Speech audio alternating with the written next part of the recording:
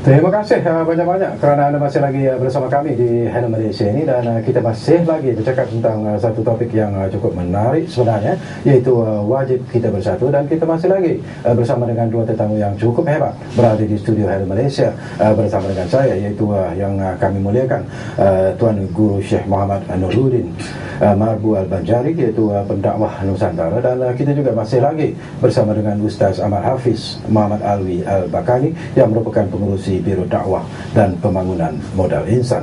Baiklah, saya nak berkongsi juga pandangan dan juga soalan saya kepada Ustaz Ahmad sebentar tadi, Tuan Guru, yang berkaitan dengan berlakunya pertelikahan pandangan dan juga pendapat, dan akhirnya membawa kepada satu situasi yang agak menyedihkan kita apabila perpaduan di kalangan umat Islam itu sendiri ada kesan-kesan yang mungkin membimbangkan kita. Jadi perbezaan pandangan, perbezaan pendapat di antara ulama-ulama itu sendiri juga menjadi satu masalah yang mungkin boleh kita lihat secara serius. Kalau saya pribadi, saya tidak melihat perbedaan pendapat di kalangan ulama itu sebagai suatu problem atau sebagai suatu masalah. Ya. Asalkan dengan masyarakat memahami tentang wujudnya perbedaan pendapat itu disebabkan kena faktor apa. Jadi kalau kita mengetahui asbab musababnya, kena faktor apa sampai terdapat perbedaan pendapat, insya Allah tidak problem dan tidak menimbulkan perselisihan atau pertengkaran di kalangan umat. Jadi perbedaan pendapat memang suatu hal yang mesti akan berlaku dalam dunia beragama atau dalam dunia Islam. Dan juga kalau ingin kita hubung kaitkan dengan hadis yang diriwayatkan, Nabi kita bersabda, iftaraqatil yahud, berpecah belah umat Yahudi kepada 71 kelompok, Nasrani kepada 72 kelompok, waftarakat umati ila 73 firqah, dan umatku berpecah belah kepada 73 kelompok. Nabi kita katakan kulluhum finar, semuanya masuk neraka kecuali satu. Itu yang disebut dengan al-firqatun najiyah. Jadi hadis bukan setakat itu saja. Sahabat tidak tinggal diam. Sahabat menanyakan, siapakah gerangan kelompok An-Najah, kumpulan yang selamat? Jadi Nabi kita jawab, manhum ya Rasulullah, kelompok yang selamat tadi itu. Jadi Nabi kita jawab, qala ma alaihi ana wa ashabi. Itu adalah orang yang berpendirian, ikut aku dan juga dengan para sahabat-sahabatku. Jadi yang seperti yang tadi singgung tadi sama Ustaz Hafiz tentang khairukum qarni, sebaik-baik abad itulah abadku, kemudian yang berikutnya. Jadi untuk kita memastikan betul atau tidaknya sesuatu, tepat atau tidaknya suatu pandangan, itu dengan kita kembali kepada kurun, kepada abad yang 3. Sebab itulah yang mendapatkan jaminan, yang mendapatkan restu dan yang mendapatkan sanjungan dan pujian daripada Sayyidina Rasulullah SAW.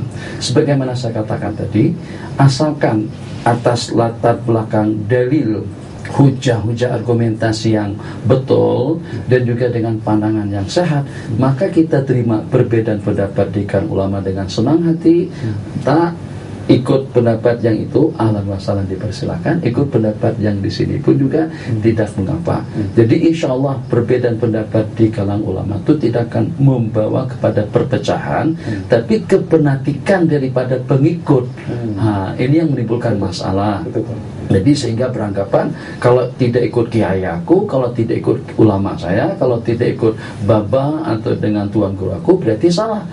Jadi ini bukan kesalahan daripada ulama. Jadi kita tidak betul kalau ulama kita salahkan. Ulama yang membawa pada perpecahan kepada umat, tidak. Ulama tidak membawa pada perpecahan. Ulama menjalankan tugas mereka sebagai seorang alim. Allah berikan satu kelebihan, alhamdulillah, yang dengan mereka diberikan satu kemampuan yang tidak Allah berikan kepada masyarakat. Bahkan tidak hanya sekedar diberikan satu kehormatan, disanjung dan dipuji. Yarfa'illahu alladhina amanu minkum walladhina utul ilma darajat. Bahkan baginda Nabi katakan ulama itu sebagai pewaris para nabi-nabi dan rasul. Tapi sebelum kita beranjak pada pertanyaan yang selanjutnya, kalau baginda katakan ulama itu sebagai pewaris para nabi-nabi dan rasul, ulama warasatul anbiya, maka ulama harus memposisikan diri mereka sebagaimana para nabi-nabi dan rasul. Tidak boleh memihak dan tidak boleh menyebelahi mana-mana pihak. Ulama adalah milik umat. Tapi pada saat ulama memihak kepada politik yang itu, memihak kepada politik yang ini, mau tidak mau rakyat akan melakukan satu aksi yang negatif. akan menyerang dan menyalahkan. Jadi kita lihat tugas para nabi-nabi dan rasul menyampaikan dakwah, dan nabi tidak miliknya orang Arab, tidak miliknya orang Melayu, tidak miliknya orang Nusantara, milik umat semuanya. Jadi kalau pada saat masyarakat memandang ulama seperti itu, dan ulama juga memposisikan diri mereka sebagai perantara antara atasan, umara, para pemimpin-pemimpin negara dengan rakyat. Kalau begitu posisi ulama sangat-sangat cantik sekali. Menarik, Tuan Guru. Jadi daripada apa yang Tuan Guru katakan tadi, Ustaz, saya ingin memetik tentang ketakzuban pengikut itu sendiri. Dan ketakzuban itu kadang-kadang membunuh keberanian mereka untuk menegur kesilapan yang dilakukan oleh pemimpin mereka ataupun tuan guru mereka, ulama mereka. Jadi tidakkah ini merupakan satu fenomena yang perlu disekat dengan segera? Harus ada keberanian itu sebenarnya. Ya, kita perlu berani untuk menyatakan kebenaran, qulil haq walau kana murran. Katakan kebenaran walaupun ia pahit sekalipun. Betul. Dalam satu hadis riwayat Bukhari diceritakan bahawa ada seorang sahabat Rasulullah SAW, dia berkhutbah, dan dia menyatakan dalam khutbahnya, dan mana Rasulullah ketika itu mendengar khutbah sahabat dalam perkara yang kita lihat mungkin kecil, dengan menyatakan wa man yuti'illaha wa rasulahu faqad rasyada wa man ya'sihima faqad ghawa. Maksud dia, barang siapa yang mentaati Allah dan Rasul, dia selamat, dia berjaya. Barang siapa yang melakukan maksiat kepada keduanya, dia sebut huma, maka mereka itu lara, mereka itu jauh, barak, jauh daripada rahmat daripada Allah Ta'ala. Rasulullah masa itu juga bangkit daripada tempat di dalam masjid dan menyatakan bi'sal khatibu anta. Salah kamu wahai Tok Khatib. Kenapa salah? Kerana meletakkan domir huma dekat dengan Nabi Muhammad. Sepatutnya kamu menyebut wa may ya'sillah wa rasulah, dan barang siapa yang melakukan maksiat kepada Allah dan Rasul. Jangan sebut kamu melakukan maksiat kepadanya. Perkataannya itu jangan. Biarlah diasingkan daripada domir tersebut. Ini nak menunjukkan ketegasan Nabi Muhammad SAW dalam menceritakan dan menegah kemungkaran, walaupun benda itu kita nampak kecil. Dan begitu juga jika kita melihat bagaimana keadaan situasi di Malaysia, khasnya ketaksuban kepada pemimpin-pemimpin ini kadang-kadang itu melampaui daripada perkara kebenaran yang kita nyatakan di sini. Walaupun ustaz itu, tok guru itu, pemimpin itu, mereka melakukan kesilapan, mereka angguk saja, walaupun bercanggahan daripada Quran dan Sunnah. Dan yang menyedihkan Tuan Syarkawi dan juga Syekh Nuruddin, yang mengikut mereka ini adalah juga daripada kalangan pelajar-pelajar pondok kadang-kadang yang ada basic agama yang kuat, tapi sebab politik mereka sanggup gadaikan agama demi politik.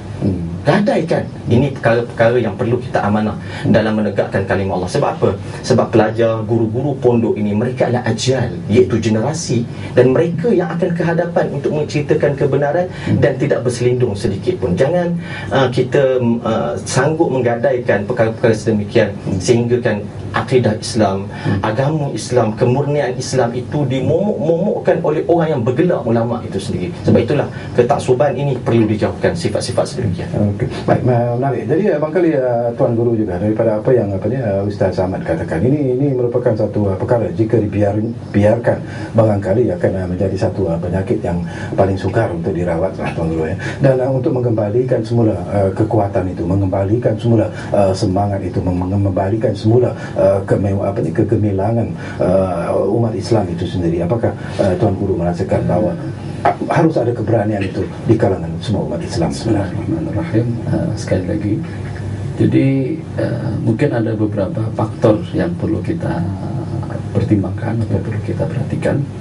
Yang pertama, sebagaimana saya sebutkan tadi, ulama harus kembali pada posisi mereka sebagai seorang alim, sebagai seorang dai, sebagai warasatul anbiya yang tidak menyebelahi mana-mana pihak. Sebab kalau ulama menyebelahi pihak mana saja, suasana akan hancur, atau juga umat akan terpecah belah.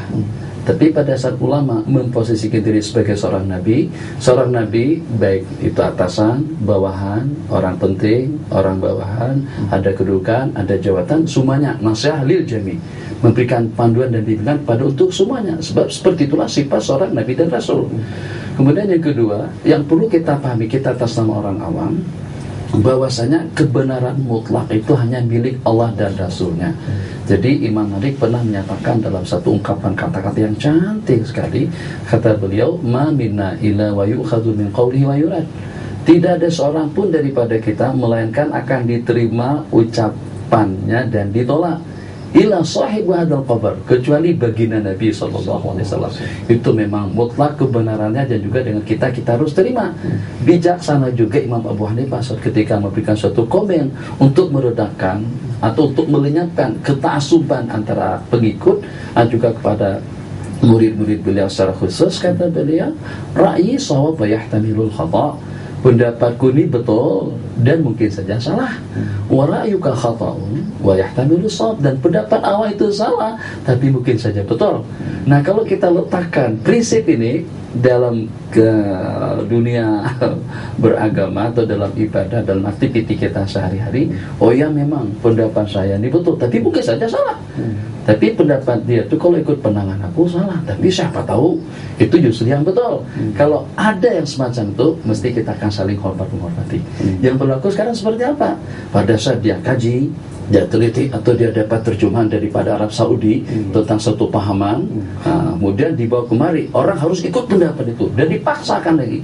Sehingga yang berlaku dengan di zaman Al-Wahabiyin, pada saat bergeraknya mereka, yang tidak sepemahaman dengan mereka, yang tidak sealiran dengan mereka dalam masalah tawasul misalnya, atau dalam masalah ziarah kubur, atau dalam masalah berdoa menghadap kubur. Berdoa melihat kubur, mereka katakan itu menyembah kubur. Siapa yang katakan menyembah kubur? Kita tidak menyembah kubur. Kita berdoa, ya Allah, dengan kemuliaan kekasih-Mu ini, dengan kedudukannya dan juga dengan ibadahnya. Kalau mereka katakan tawasul dengan ibadah itu boleh, kita juga saat ketika menyebut nama salah seorang aulia dan ziarah ke kuburnya dengan lantunan salam, kemudian kita berdoa dengan menghadap kubur, yang secara pasti kita tidak menyembah. Satu. Jadi kata ulama, dari mana karena kita tidak menyembah? Dia sebagai seorang mukmin yang menyembah Allah itu sudah cukup sebagai dalil bahwasanya dia tidak menyembah kubur, hanya memohon, ya Allah, dengan kemuliaannya, dengan ibadahnya, dengan kedudukannya dan ibadahnya di sisi-Mu, ya Allah, terimalah taubat kami, kabulkan hajat-hajat kami. Nah, pada saat mereka yang beranggapan menghadap kubur berarti menyembah, bertawasul berarti syirik, terus mereka gunakan aksi kekerasan sampai dipancung, sampai dibunuh. Nah, ini problem yang pernah berlaku. Kenapa? Karena merasa dia yang betul. Padahal kalau kita teliti daripada sudut lain, daripada kumpulan yang lain, ternyata mereka juga memiliki berbagai argumentasi. Bahkan orang yang pertama yang mengajarkan tawasul kepada baginda dan juga tawasul kepada orang-orang saleh, Allahumma bihaqqi sa'ilina ilaik, Allah dengan kemuliaan orang-orang yang pergi menuju masjid untuk melaksanakan ibadah, itu adalah Sayyiduna Rasulullah SAW. Jadi kalau ta'assub didapat dihakis daripada masyarakat, cantik, kita akan bersatu padu dalam kehidupan sehari-hari. Alhamdulillah. Kita akan berehat sekali lagi, tetapi kembali nanti kita hampir-hampir berada di penghujung Hello Malaysia. Apapun, teruslah setia bersama kami di Bernama TV.